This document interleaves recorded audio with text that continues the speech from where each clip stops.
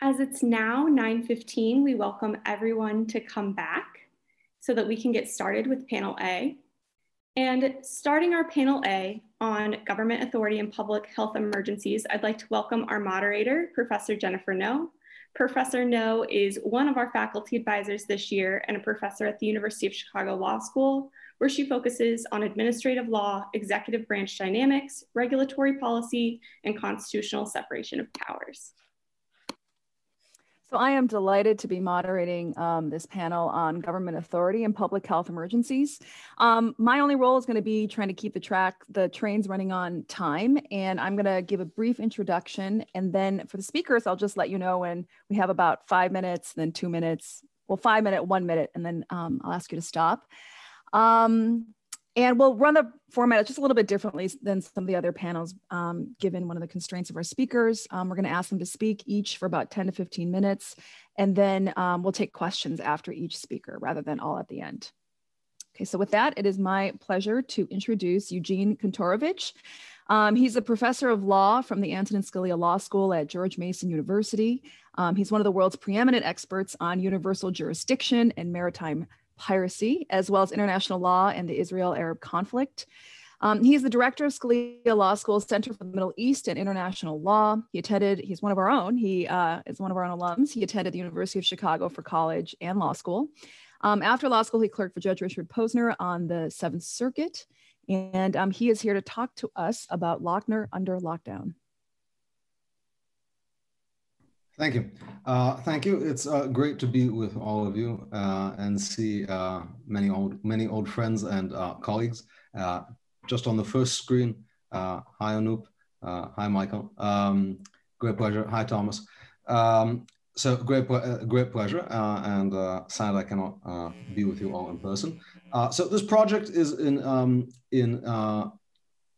its early stages, but it's an examination of how to think about the constitutional issues raised by the closures, stay-at-home orders, and similar responses to the pandemic. And it's called Lochner under lockdown. So I think it's a good title, so I have to come up with a paper for it.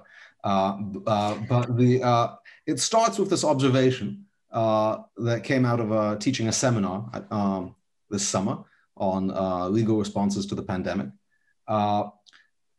There have been a large number, a vast number, as expected to something so broad, legal challenges to closure, social distancing, and stay-at-home orders. But the vast bulk of them, especially the ones that get anywhere, involve issues about the exercise of particular enumerated rights.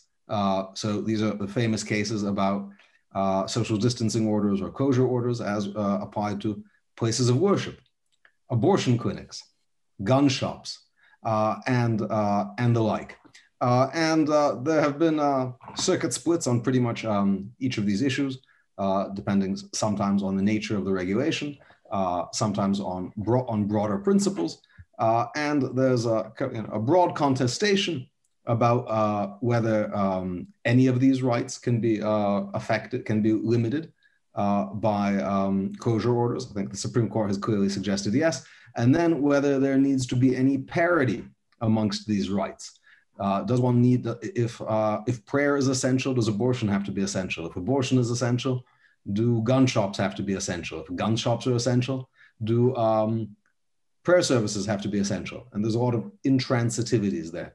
But all of this litigation about the status of particular constitutional rights seems to really nibble around the edges of what is the very broad and unprecedented restriction,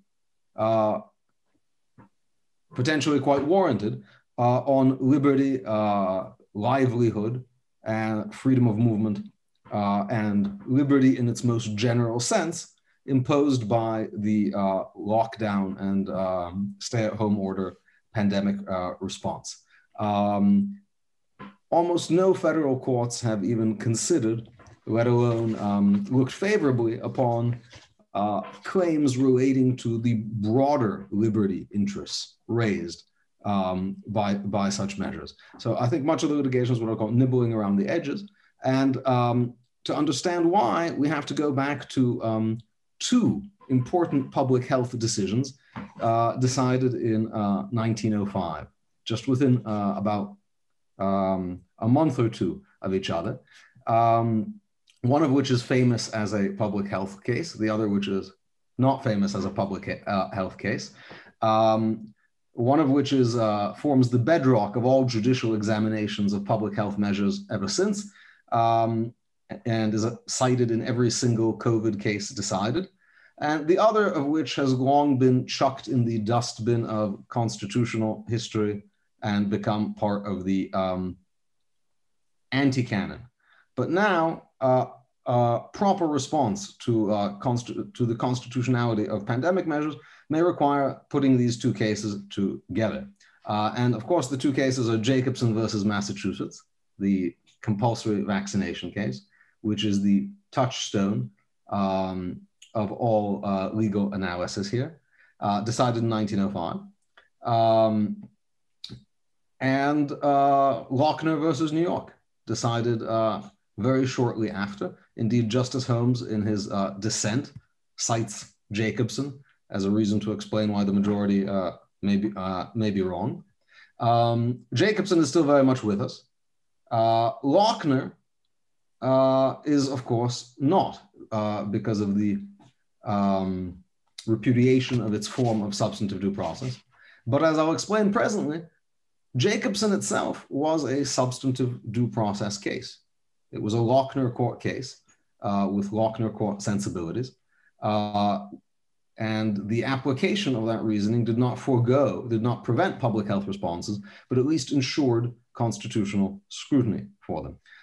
So I would suggest that to address the unprecedentedly broad restrictions, peacetime restrictions on individual liberty arising out of current lockdown measures, Lochner must be brought out of lockdown, which doesn't say how cases are going to be decided. I'll talk about that in a minute later. So the overarching story of substantive due process, just like in a nutshell, substantive due process in the 20th century, was at first a notion of substantive due process in the early 20th century that was focused principally, but not exclusively, on economic rights, on freedom of contract and liberty. And I say not exclusively because it's not simple to draw a line between notions of bodily autonomy and the kind of economic liberty of the Lochner court.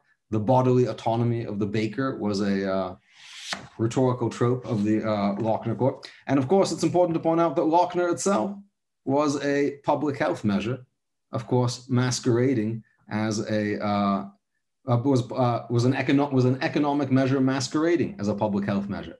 The rationale presented in court to defend the New York maximum hours for bakers was not that people should be limited in how much they work to create a level economic playing field, but rather it was bad for the respiratory processes of the baker. So Lochner was indeed justified by the state of New York as a public health case. So that notion of economic liberty, of liberty as centered on the right to pursue one's livelihood, the right to not depend on the state in the kind of work and fulfillment through work, and also autonomy created by having a job, that has been largely rejected. Instead, substantive due process, which has not been rejected, substantive due process has not been rejected, but the focus has shifted towards rights that deal more clearly with bodily autonomy, reproduction, and sexuality. The reasons for this shift can be discussed at great length, but I think one easy way to understand this is in the second half of the 20th century, economic rights were seen as less essential to what we would today call individual dignity, individual self-realization, individual autonomy. Not that they were not really rights, but they were less vital. Relatedly, One might think that this has to do with what I would call a kind of constitutional luxury. In the second half of the 20th century, it certainly never seemed that economic activity or freedom of contract could be limited by the state in a broad or thoroughgoing way that would really call people's ability to make livelihoods in a broad sense into question, and thus the analysis could shift on things that truly matter to people in their day-to-day lives and may indeed be threatened, such as reproductive freedom, very much in line with Herbert Marcuse's ideas that now that the modern economy can provide people with all their wants, attention needs to be focused on their needs, emotional and relationships and so forth. Indeed, when I teach Lochner, it's hard to motivate my students to think of scenarios in which freedom of contract might be abridged in a systematic way that would put broad classes of people out of work and potentially require or benefit from judicial review. The government response to the coronavirus pandemic has changed all that. And again, I'm not calling into question the wisdom or propriety of any of the regulations, only the constitutional lens through which we should view them. But in a matter of weeks across the country, entire industries were shut down, if not sometimes indefinitely, and sometimes not indefinitely, but fatally for large classes of particularly hard-hit industries for whom the closure orders proved to be, if not a literal death sentence, an economic death sentence that it would impose on them costs that they could not sustain. By means of illustration, the unemployment rate after 2 months of lockdown orders exceeded that of 4 years into the Great Depression. So the economic effect was extraordinarily broad.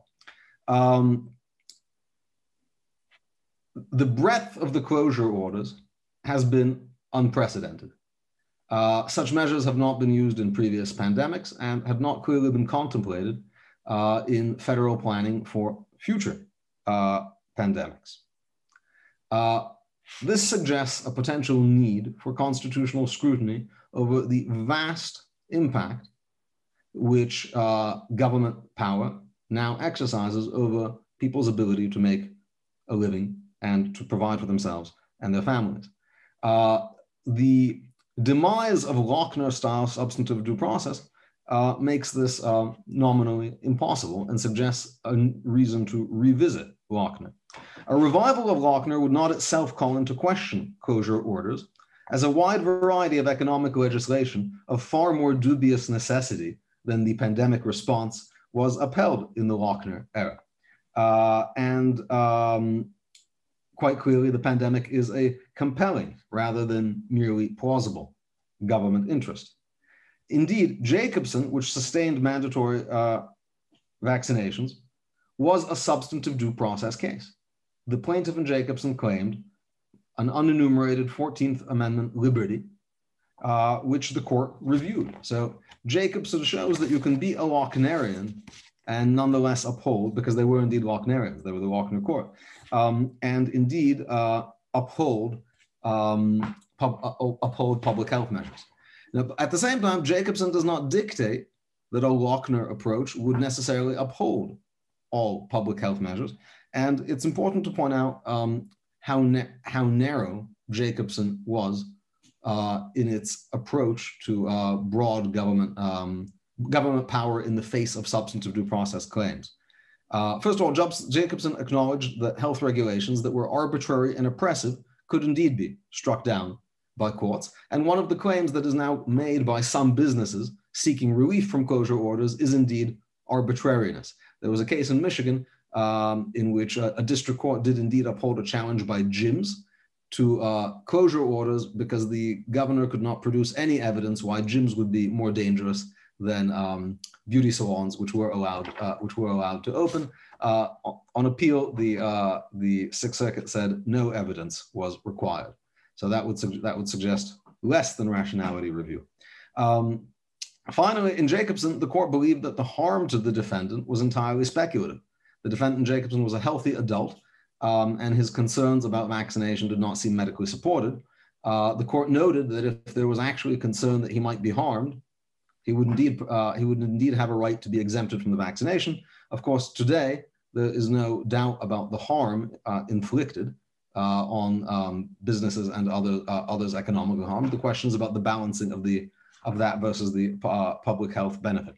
Finally, Jacobson was not a bodily autonomy case at all. It was indeed a case about balancing economic harms versus public health safety measures, because the law, while Jacobson's often called a compulsory vaccination case, the law in Massachusetts was very carefully drafted, and it provided that everyone must be vaccinated. And if you refuse or neglect to comply with the requirement, you shall forfeit $5, which is about $150 today. So this was not a question of government intrusion into people's bodies. It was a question of whether people could pay $5 could be forced to pay $5 for their idiosyncratic views about the safety of vaccinations.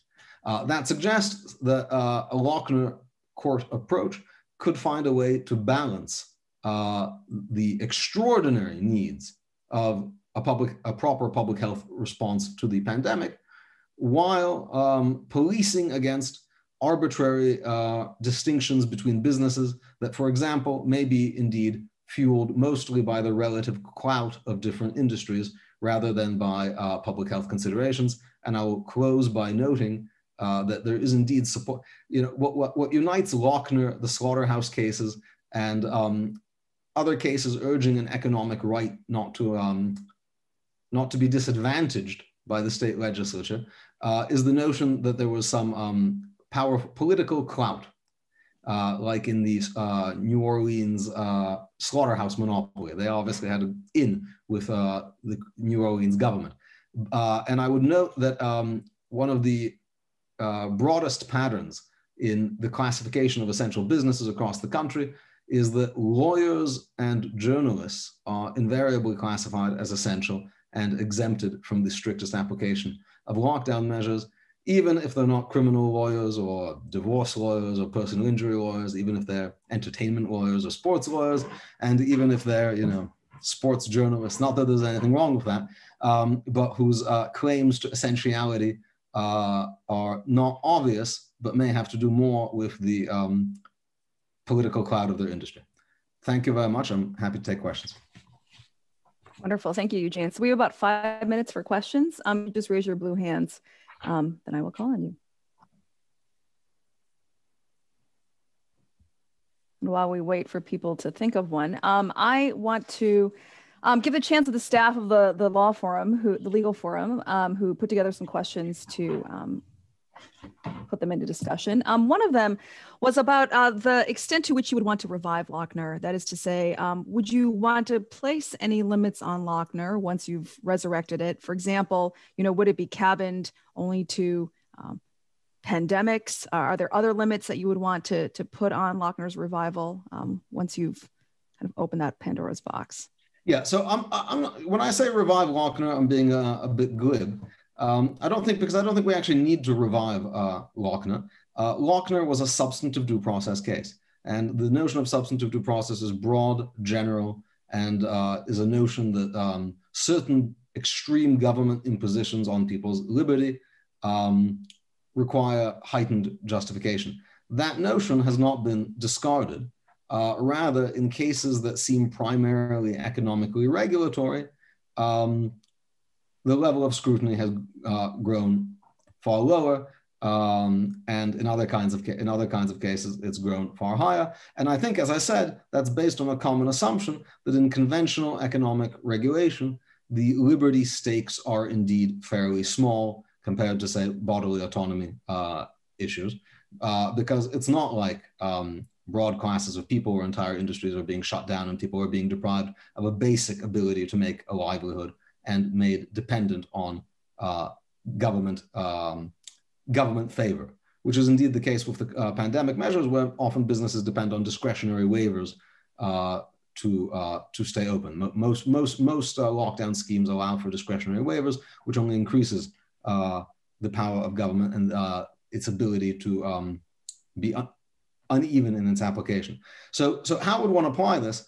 I can tell you what one court that has applied this did, and I think it's not an unreasonable approach. One would, again, we work with Jacobson, and Jacobson provides for extraordinary deference to pandemic measures or to public health measures in times of heightened transmission of infection disease. And I would not suggest to depart from that either, right? My point is you can reconcile the two. You can have the same. In Jacobson, crucial to the court's reasoning was they said, it's very hard to say there's something suspicious about vaccinations because we've been doing vaccinations for a long time. Right? Vaccinations were not new. And there's a footnote in Jacobson. This was before footnotes were cool. It was a very long footnote listing every vaccination program back into the early 19th century. And I was surprised how old they were. And so they said, so we know this is like a normal thing. And part of the notion of substantive due process always had to do about what kind of liberty was traditionally protected. What has been traditionally protected, what have been the traditional bounds of government action. So, for example, vaccination, it's hard to argue that's not within, you have a traditional right to be free of it when it had been done for so long.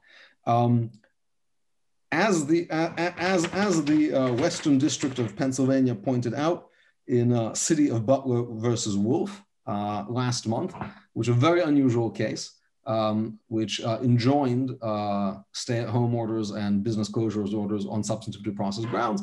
So the current pandemic response is really unprecedented, and I think that's quite clear. That is to say, it broadly parallels global response. The response around the world is very much the same, but in American practice, there is no significant precedent for broad stay-at-home orders or general closure orders. In the Spanish flu of 1918, places of entertainment and places of worship were shuttered, but other businesses were not shuttered, and in particular, no distinction was made between essential businesses and non-essential businesses. And so the court said that this classification of some people's jobs as essential and other people's jobs as disposable was not a traditional government classification and one that would invite judicial scrutiny. Not surprisingly, that order has been stayed by the Third Circuit and I think is very likely to be thrown out. But I think the novelty of the current measures, which depart significantly from the quarantine and isolation focused previous pandemic measures, that is to say, measures that were focused on actually infected or suspectedly exposed people. Population-based measures, I would say population-based measures might be the way you would define it, or measures that were not reflected in prior practice or even in prior pandemic planning. We have time for one more question. Hi, Professor, can you hear me? Yeah. Okay, thank you for coming. I just wanted to maybe complicate your analysis on reconciling Jacobson with Lochner. In particular, you discuss vaccines, being a well-established thing. That was not controversial. But I just want to push back on that idea based on my own research. You mentioned that footnote stating the supportive evidence for vaccines. Interesting to note that that footnote has no evidence supporting the contrapositive. Similarly, if you look at the case as it made its way through trial, no evidence is introduced at all regarding the efficacy of vaccines. It was just something kind of stated. And so one of the concerns people have with Jacobson and this revival of a deferential standard, if you want to narrowly restrain it to public health measures, but it seems like that's not what you're arguing, is that reviving Lochner and this kind of Jacobson type of deal just means that the courts can legislate from the bench again. That's essentially what Justice Harlan did in Jacobson. He said that we have to mandate vaccines for the general public. If you look closely at the statute again, there's no exceptions for male adults, as you said. So this is a fundamental attack on Reverend Jacobson's bodily autonomy, but he also made a First Amendment claim, a freedom of speech claim. So all this to say, how do you reconcile that complication to Jacobson and Lochner? I want to say the point here is tradition, not science, which I think is a good way for courts to approach this. That is to say, I think your point is very good, and more people should be aware of it. That we should not read Lochner with our current cultural conceptions about vaccines and who people who oppose them are. 100 years ago, the case for vaccines was, let's say, fairly settled, but a lot more controversial, and both the safety side and the efficacy side. The arguments did not seem, let's say, absolutely wild, and I think that indeed, in very serious people, William Lloyd Garrison was the leader of the Boston the great abolitionist, was the leader also of the Boston anti-vaccination movement. I think that underscores the point that I actually wanted to make sure got across. Nothing in my analysis would suggest that the ability to discuss having entire lines of work foreclosed or having people's entire investment in their human capital made nugatory is subject to judicial review, should not say anything about what the outcome of that review is, which I still believe should be very deferential. And I think the standard suggested by the gym owners in Michigan is not a bad one. The government should come with some evidence, for example, rather than just a guess. Right? The governor was quite clear that they just in Michigan that it just seemed to them that gyms were going to be more dangerous than hair salons. They didn't really have a reason, but it just seemed reasonable to them. So one would require in a matter of constitutionally protected liberty some greater justification, than that. But I wouldn't require too much more. Again, the concern is arbitrary distinctions, which need not be invidiously arbitrary. They could just be stupidly arbitrary. Thank you, Eugene. Jasmine, I see your question. If it's okay, I would like to continue to allow these questions to kind of build up over the course of the panel. But for now, I have to unfortunately let Eugene go and give Anne a chance to talk. But thank you very much, Eugene. I know you have to hop off, but we appreciate it. And we look forward to engaging with your excellent paper. So thanks, Eugene. It is my pleasure to introduce Anne Tweedy, who will be talking about the validity of tribal checkpoints in South Dakota to curb the spread of COVID-19. She joins us from the University of South Dakota Law School, where she's an associate professor. She previously served as in-house attorney for the Muckleshoot Indian Tribe and for the Swinomish Indian Tribal Community. She was also of counsel at Kanji and Ketson. She's a noted scholar on tribal jurisdiction and tribal civil rights law, as well as on bisexuality and the law. After graduating from the University of California, Berkeley, where she was inducted into Order of the Coif. She clerked for the Honorable Ronald Gould of the U.S. Court of Appeals for the Ninth Circuit, as well as Rex Armstrong of the Oregon Court of Appeals. She currently serves as chair of both the Federal Bar Association's Indian Law section, as well as the Washington State Bar Association's Indian Law section. So thank you very much, Anne. Thank you, Professor No, for the introduction. And I also wanted to thank the editors of the Legal Forum and Dean Miles and the other panelists. I'm really excited to be here. So I'm going to talk to you today about tribal checkpoints in South Dakota on highways to curb the spread of COVID and their validity under federal law, and specifically Supreme Court common law decisions and lower federal court common law decisions. So I'll start by explaining the vast chasm that we see between the state of South Dakota's response to the pandemic and the approaches of some of the tribes that are located within its borders. And then I'll review some of the data that we have on the vulnerability, the particular vulnerability of Native peoples to the COVID-19. And then finally, I'll look at the Supreme Court's test for tribal civil regulatory jurisdiction over non-members and explain why it is met in this circumstance. So as you may have heard, South Dakota has taken a very hands-off approach to public health measures to protect its people from COVID-19. So the governor she stops short of even recommending masks, suggesting that they're only appropriate in narrow circumstances, such as when one is caring for a sick person. She cites concerns about the economy and the health of businesses, and she's also sanctioned large gatherings in the state that pose serious public health risks, such as the Sturgis motorcycle rally.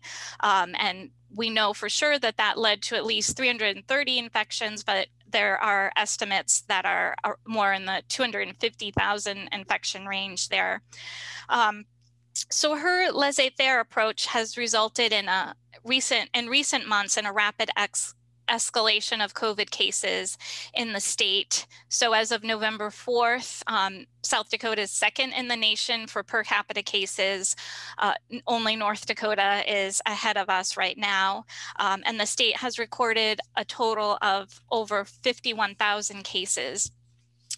So by contrast to South Dakota's approach, which looks more at businesses and their needs, the tribes whose reservations are within the borders of the state are much more focused on the people's health and are much more cautious.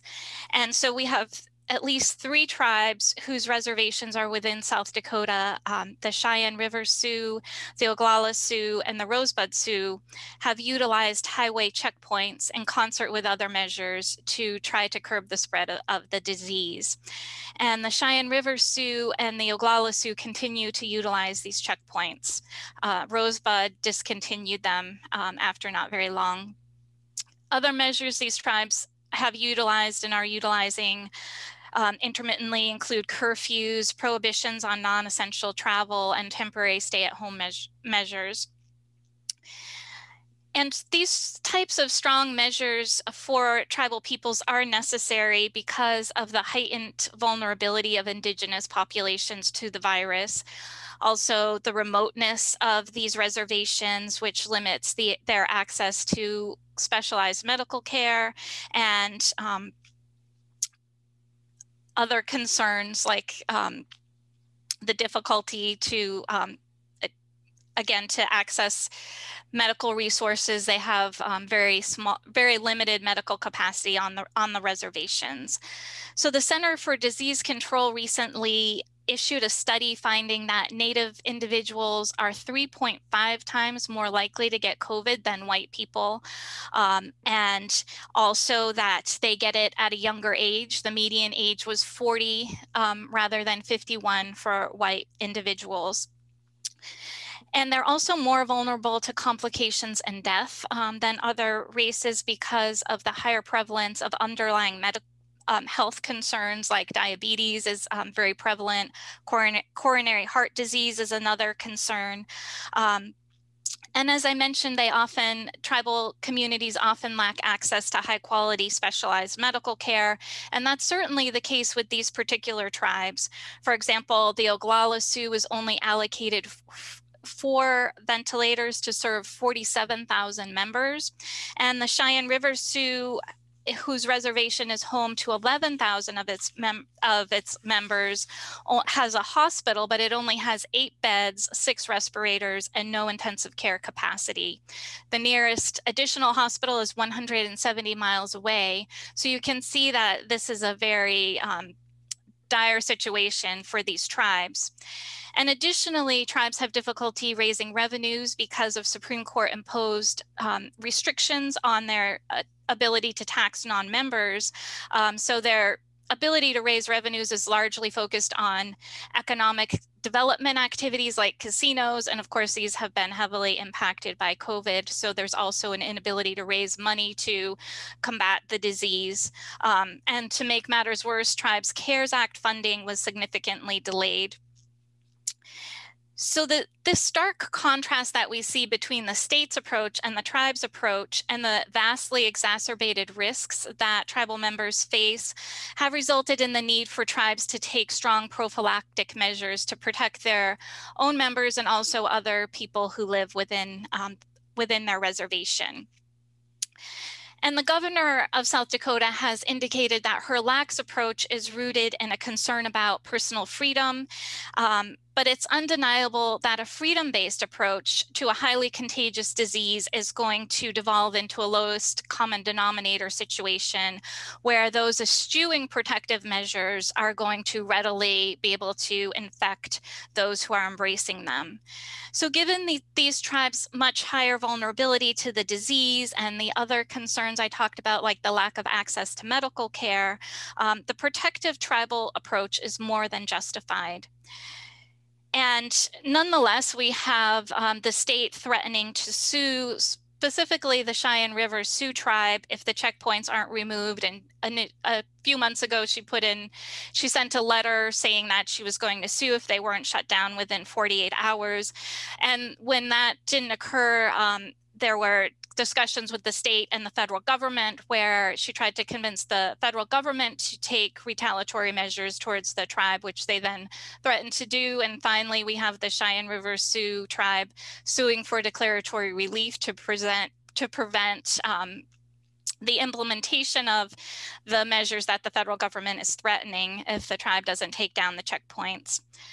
So I wanted to turn now to explain tribal civil regulatory authority on reservations and to show why these checkpoints meet the Supreme Court's very narrow test for imposition with respect to non-members. So the Supreme Court looks at tribal civil regulatory differently on the reservation, depending upon whether the individuals that it is being exercised over are not members or non-members of the tribe. And these tribal checkpoints affect citizens and non-citizens alike, citizens of the tribe. So tribal authority over tribal citizens on the reservation is generally upheld. So there's little question about that. So the only question about these checkpoints is whether they can be justifiably applied to non-members who are passing through the checkpoints, either because they're traveling through the reservation or perhaps live on the reservation or are visiting someone on the reservation. And those who stop at these checkpoints have to fill out a short medical questionnaire. If they're coming from a hotspot area, they might be routed around the reservation, and those who live on the reservation may be subject to mandatory quarantine orders, depending on where they're coming from when they come through the checkpoint. So the Supreme Court in Montana versus United States held that tribal civil regulatory authority over non-members on non-member owned fee land only exists if one of two exceptions is met. And a later case told us that state highways within a reservation were to be considered the equivalent of non-member owned fee land. And the Ninth Circuit similarly held that a federal highway was to be considered the equivalent of non-member owned fee land. And that case was Wilson versus Marchington. So the checkpoints, which are the challenged checkpoints, are on state and federal highways, are subject to the Montana test, even if the highways themselves are located on tribal trust land. So we know that this Montana test applies. And as I mentioned, there are two exceptions, and one of them has to be met for tribal jurisdiction to exist over non-members. And it's the second exception that would seem to be most relevant here. Thank you. Because that pertains to public health regulations. So the second exception provides that a tribe may retain inherent power to exercise civil authority over the conduct of non-Indians on fee lands within the reservation when the conduct threatens or has some direct effect on the political integrity, the economic security, or the health or welfare of the tribe. And here there's little doubt that infected non-members who stop on the reservation threaten to directly affect the health of the tribe at issue. And it is important to note that these exceptions, and the second one is included there, have been interpreted very narrowly, with problems like reckless driving being rejected as not meeting the exception because of a concern that a wide view of the exception would allow it to severely shrink the rule. And there's even more more stringent language in a case called Plains Commerce Bank versus Long Family Land and Cattle, where we have the court going so far as to suggest that to justify the regulation, the non-member activity has to imperil the subsistence of the tribal community, and the exercise of the jurisdiction must be necessary to avoid catastrophic consequences. But the extreme vulnerability of Native individuals to COVID, due to their greater susceptibility to the disease, the prevalence of underlying health concerns, and the lack of access to specialized medical care, shows that even the very strong language that we see in Long Family Land and Cattle is met in the circumstances of the pandemic.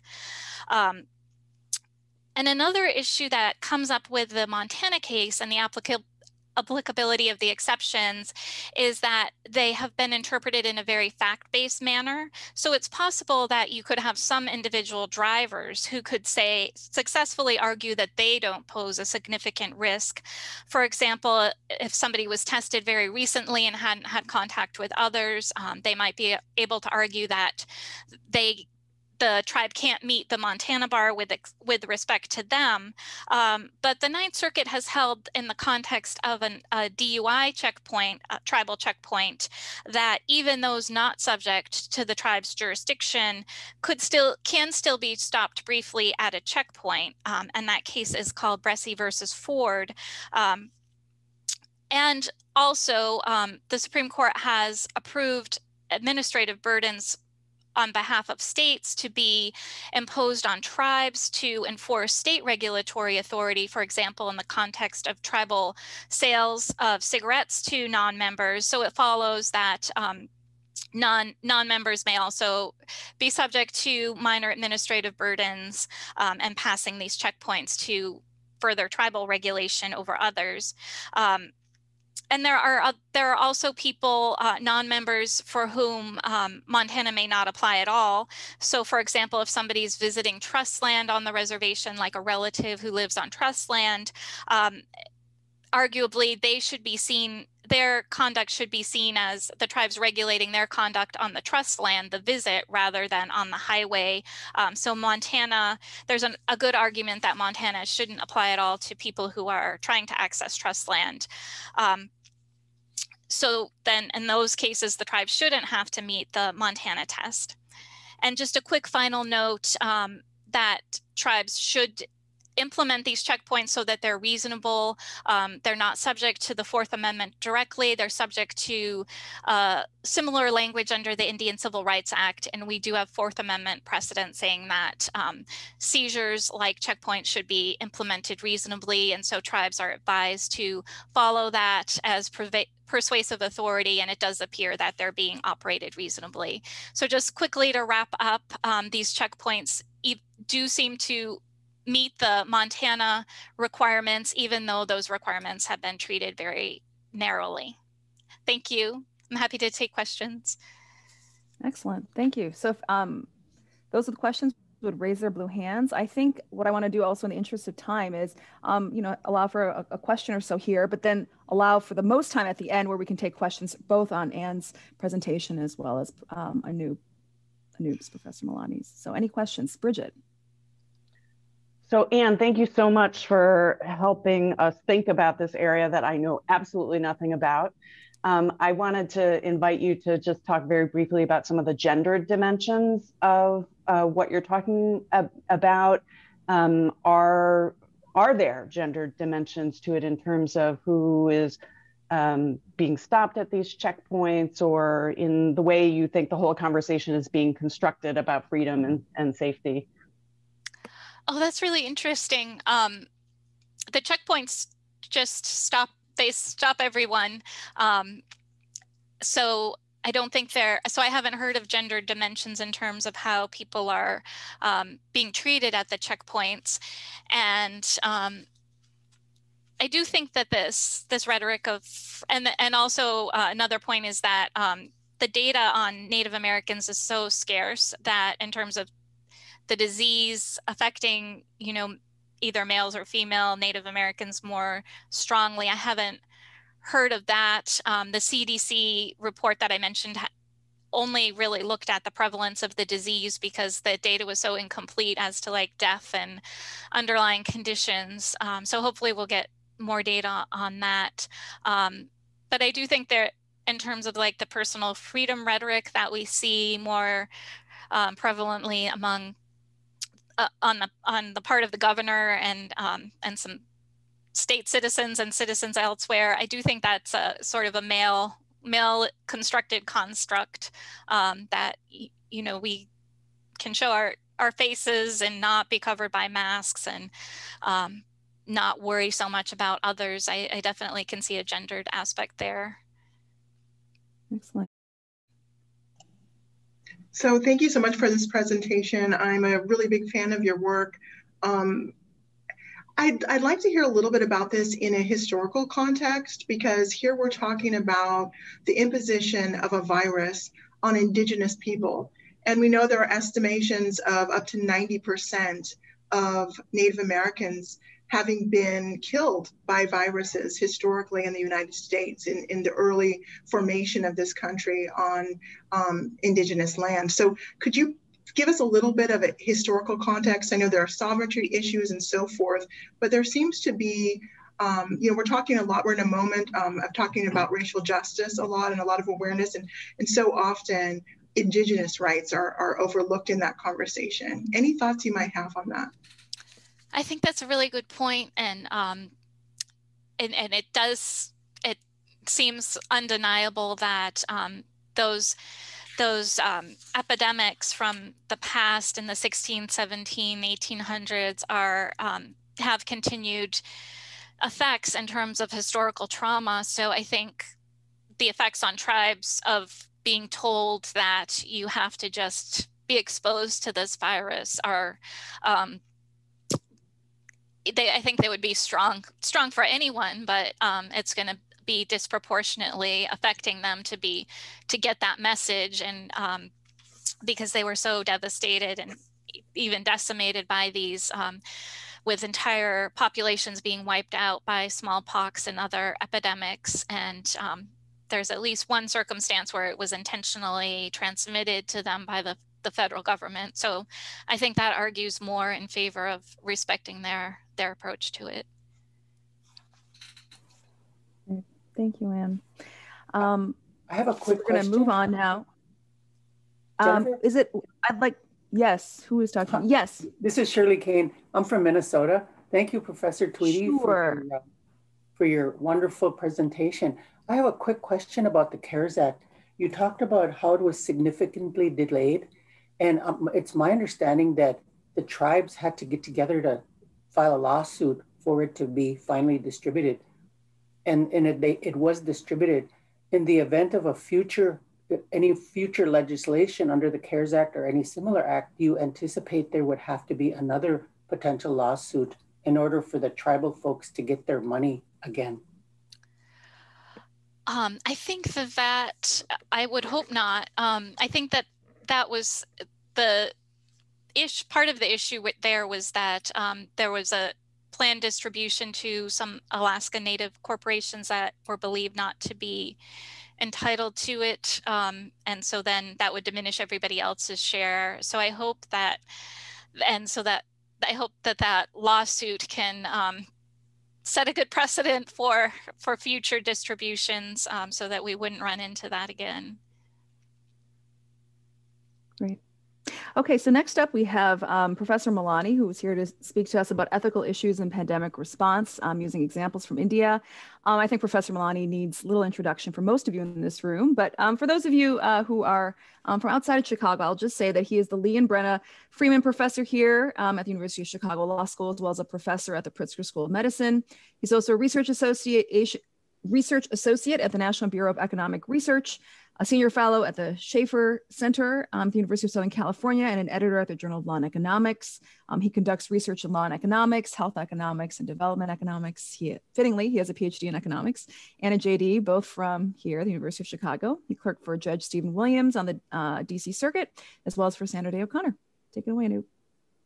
Thanks, Jennifer. I'm going to go ahead and share screen just to share some slides So can everybody see my screen? I assume yes. Okay, great.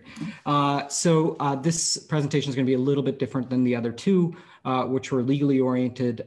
This is going to be oriented towards raising ethical or queuing up or teeing up ethical issues that have come up in COVID response.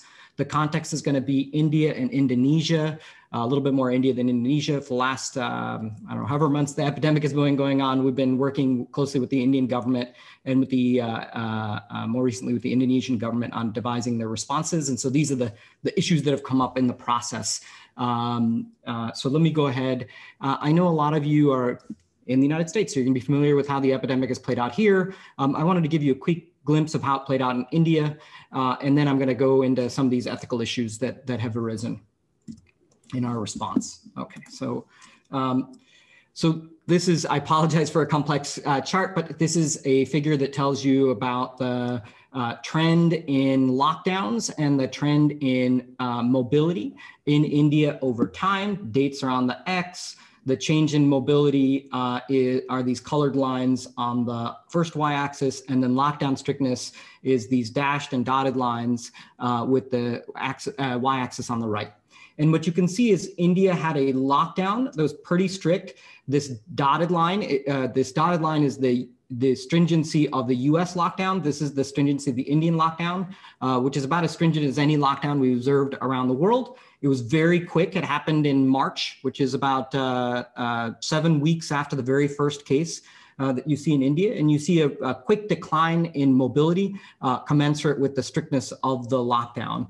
This is residential mobility. This is non-residential mobility of various types from Google. Okay, so unsurprising here. I've taken this out till June. After June, you can see a few things. You can see that mobility is coming back. A nice heuristic on mobility coming back is that it's about 50% of the level of mobility it was prior to the pandemic.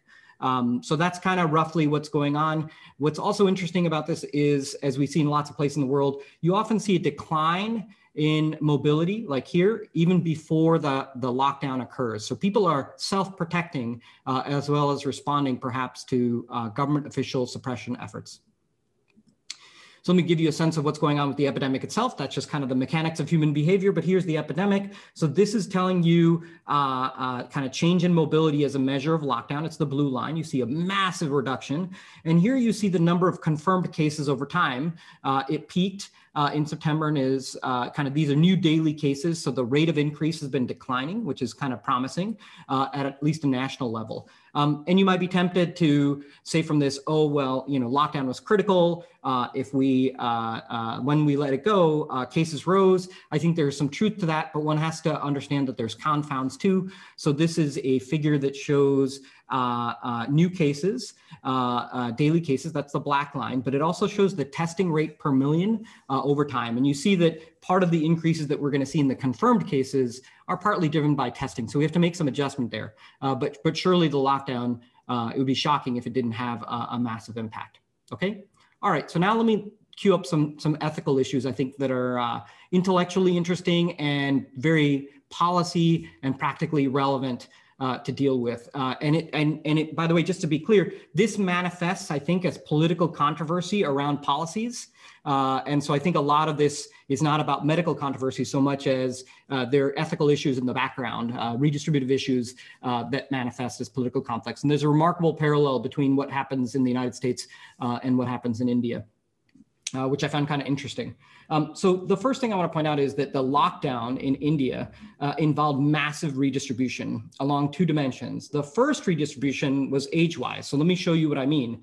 It's not that older people were more likely to get the infection. It was relatively stable in your probability of getting infection across ages, but the infection fatality rate varies dramatically. So this is based upon some research. So over here, you've got the international estimates of as age increases, what happens to the infection fatality rate.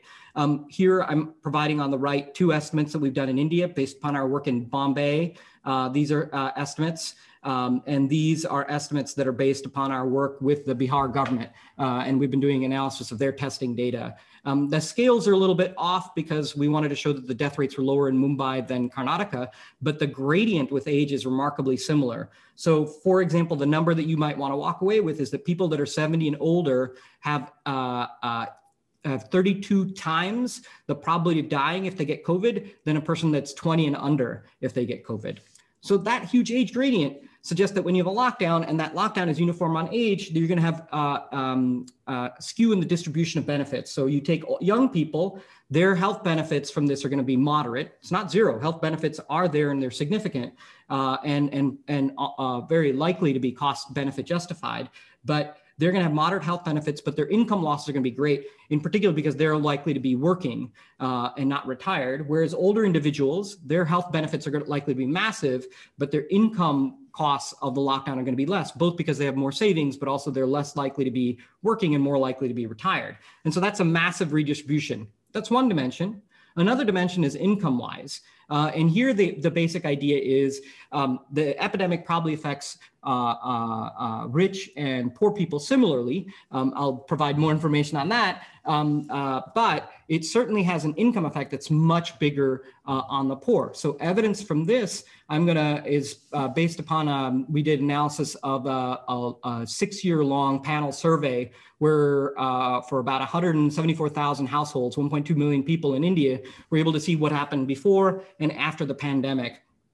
And this is a nice description of what's going on, where I'm showing over time what happens to your income, where the index date is March 2019. So I'm saying relative to 2019, what is your income post the pandemic? And so the lockdown occurs with the second dashed line, and the first case occurs with this first dashed line. And what we're going to show here is what the income reduction is by occupation. So there's business people, salary people, farmers and agricultural laborers, and then small traders, and importantly, daily wage laborers. And what you see is if you're a salaried person, you do see a decline. It's about going about a 35% decline. Very little decline among white collar. This is mostly due to a decline among blue collar workers that are salaried. But if you are a daily laborer, your decline is on the order of 90% and persistent. I'm only showing it out to April just to show you the kind of the start decline, but that's a persistent reduction. So 90% reduction in income for the lowest income groups. So again, if you're trying to figure out what kind of redistribution you're talking about, you can compare poor and rich. Both of them are going to get health benefits. The reason I put moderate to high here is simply because there's some evidence of much lower infection fatality rates among slums than there are in non-slum areas. But let's put that aside. Even if you assume they're both high, the income costs are massively different. And so you might imagine that implicit in lockdown is this massive redistribution from the rich to the poor in terms of who's suffering the cost of the lockdown, who's really on whom the burden of stopping the infection rests. Okay, so that's the first kind of ethical issue that I want to raise. I know it's mixed with redistribution, but it's related. Let me try another one. So this is about testing, another area where we've done a lot of work over the course of the last few months. So let me just provide a little bit of background on India. So India has a statute from pre-independence called the Pandemic Act. It's from 1897. India immediately invoked this. It allows India to do basically anything, the government, it wants to control the pandemic. And the question, though, is, are you going to use this rule to be able to go out in the population and test people without their consent? Okay. Now, they did not impose this rule when it came to actually doing field testing. So for example, we have done testing projects with the government of Mumbai, the government of Karnataka, the government of Bihar, the government of Tamil Nadu.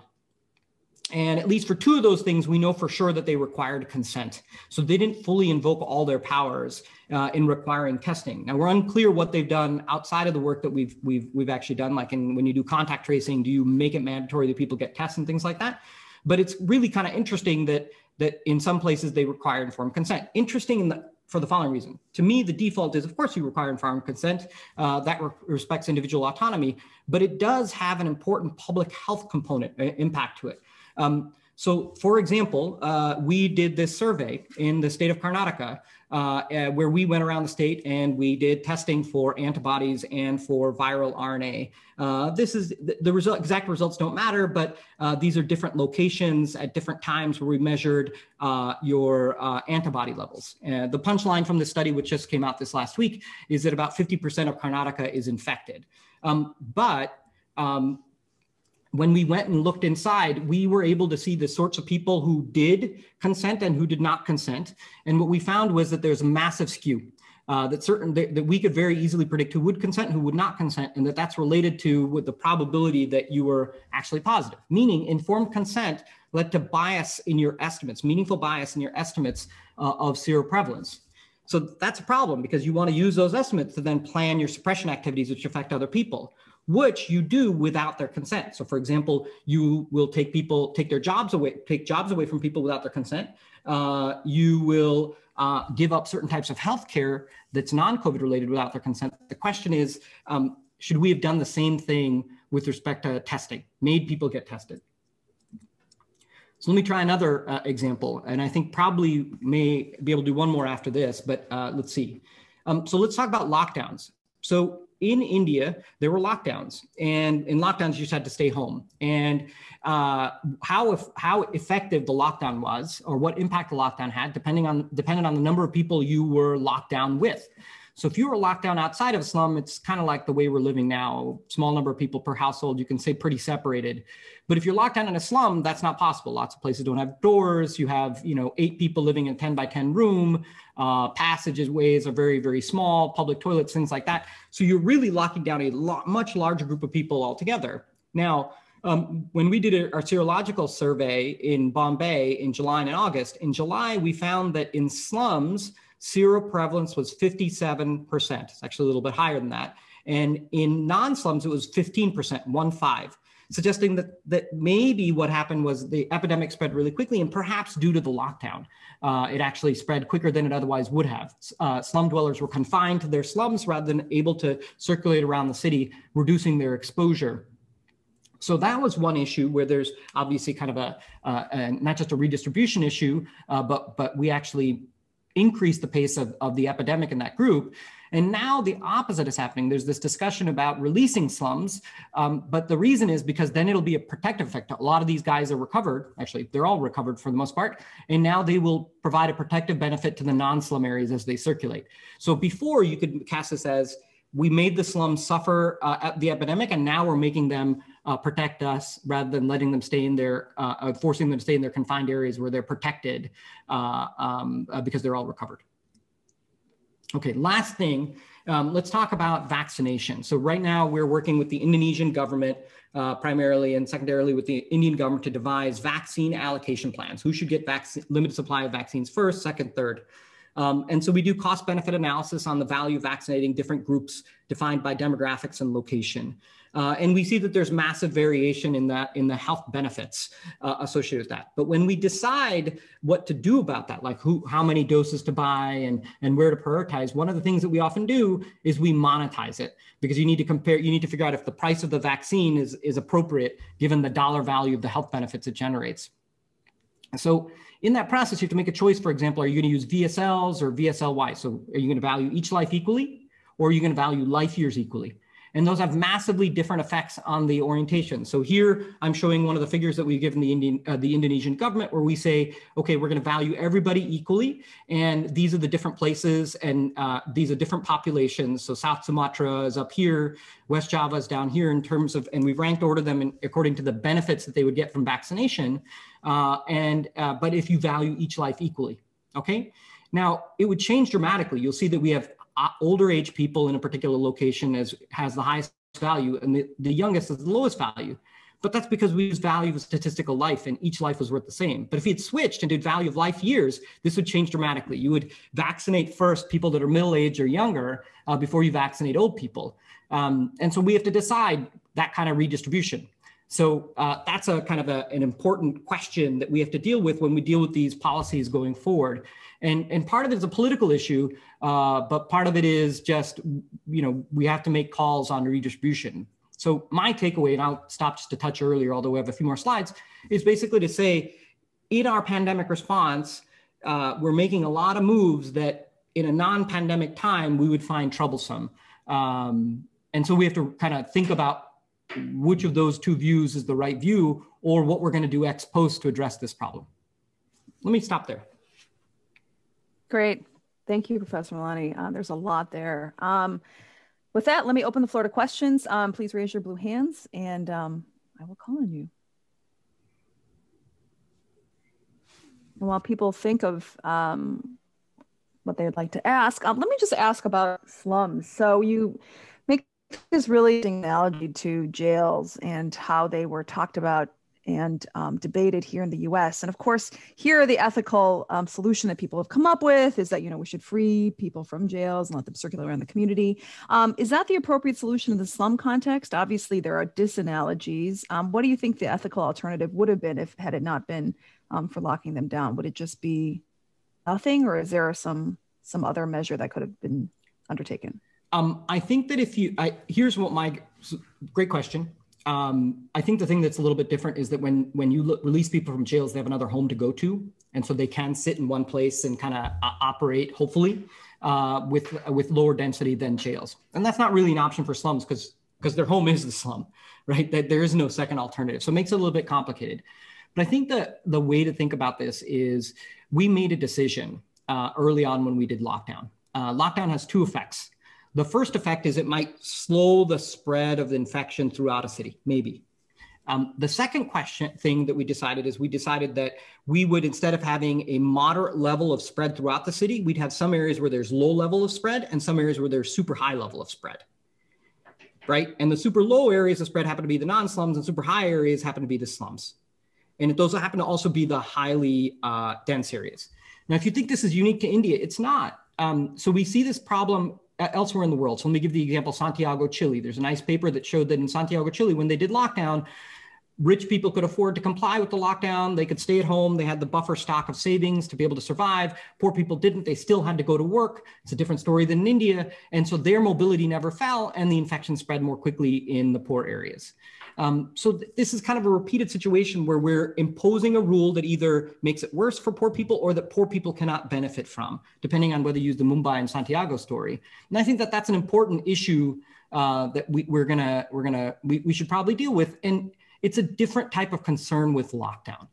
You asked for a solution. I don't really have a solution, but I will say the following. We are comfortable with redistributing income from the rich to the poor when it's money income. But the question is, should we also be comfortable with redistributing health risk from the rich to, or health benefits from the rich to the poor, or in this context, taking some of the poor communities' health risk and bearing it in rich communities? I.e., are we comfortable with Medicaid? Michael. Yeah, so kind of following up on that. I find this, endpoint about value of statistical life and how it may vary interesting. And, wondering to what extent do we kind of run into problems by just saying, you kept saying, well, we keep value of statistical life the same for everybody unless we do life years. And a lot of this paper, really is suggesting that maybe some of what we're doing is, at least implicitly valuing perhaps wealthy lives more by, protecting wealthy people at the expense of the poor. We just don't put it in those explicit terms. And maybe that's justified, maybe you could say, well, maybe that's justifiable if you think of things of, what would each individual do to protect themselves? There are arguments for that, and I know there are arguments against it as well in the literature. And so I do wonder to some extent if whether the literature and kind of statistical lives just assuming the same value for each life because we respect each person's humanity differently ends up kind of missing the point that people will make different risk allocation decisions based on their existing wealth. Does that play out here at all? Yeah, so I'm going to make 2 points. I think it's a great question. The first issue is I'd like to separate out the age skew from the income skew. And I'm not showing the figure here. I'm going to present the paper internally with the University of Chicago next Thursday. But we did the same sort of calculation where we calculate the value of to different groups of giving the vaccine. And these are measured in the number of deaths avoided per million doses We did this for different age groups and for different provinces in Indonesia. We did the same thing for states in India. And in each of these, we hold constant per capita income, which we use to calculate value of statistical life, and treated each life equally. Now, the problem with that is that there's huge variation. If you know anything about Indonesia, there's a huge variation. So if you want to be in West Java, you're going to make a lot more money than, say, South Sulawesi. Actually, that's not even a big one. So let's go to, like South Borneo or something like that. And so you can think about us treating high income areas and low income areas differently. And that's one dimension that you bring up. The second dimension you bring up, that I was bringing up, was age. Because you have high income, so you have older people and younger people assume that they're the same income, and you're treating them equally when in fact, maybe they're unequal in terms of the number of life years they sacrifice. So that's the first point, is there's two different dimensions. The second answer is something like the following. I find it interesting that we are comfortable redistributing income, okay? Because we want to redistribute consumption. If you're a utilitarian, this makes complete sense. But it's interesting that we could probably do the exact same thing with lives. And we can say, look, an older person has already experienced a bunch of life. They're rich in life. And a younger person hasn't experienced a lot of life. That's a lot left. And so you'd imagine that if anything, you would, in that kind of world, you would distribute old age years to younger age years, right? You'd skew yourself towards younger people. Now, obviously, you and I could get into a technical discussion about whether that should be done given it's linear addition of utility over time versus some sort of concave function over time or things like that. But at least brings up this issue that you could make a plausible argument that equities favor the younger people and giving people roughly even number of potential life years, and the rich are the old people. They've already had it. So those are my two answers to your questions. I don't think there's two responses. There's no easy answers. But it is worth thinking about that we like redistribution in some channels, but then in other channels, we completely ignore the issue. So there are more questions, but unfortunately we are at the end of our time. So please join me in thanking our panelists for the first panel. We'll just do a little air Zoom clap. And with that, I will kick it back to Claire to tell us where we go next from here. Thanks to all. Thank you, Professor No, and to all of our panelists. We have a few-minute break here, just 4 minutes, so you can take this time to get a drink or go to the restroom, whatever you might need to do. And you can come back at 10:30 for our next panel, which is Pandemics and Economic Policy. If you weren't able to ask your question, we ask you to put it in the chat, and we can make sure that the panelists receive those after the fact also.